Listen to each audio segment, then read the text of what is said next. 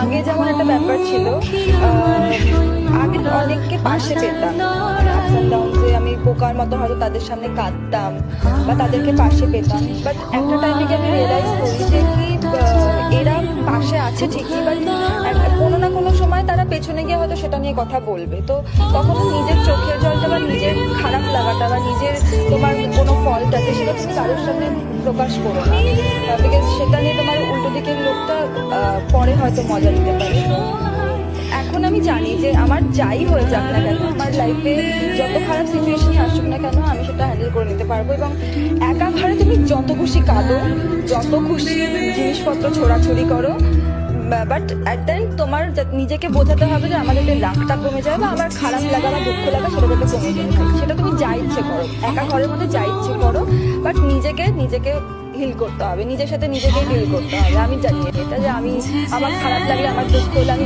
নিজেকে বোঝাই এখন। এবং সবাইকে একটা জিনিস বলবো যে বিশ্বাস করো, পৃথিবীতে কেউ নেই, তুমি নিজেই নিজেকে বোঝাতে হবে। নিজের কান্না পেলে, নিজের দুঃখ হলে নিজেকেই সেটা সামলাতে হবে, আর কেউ নেই।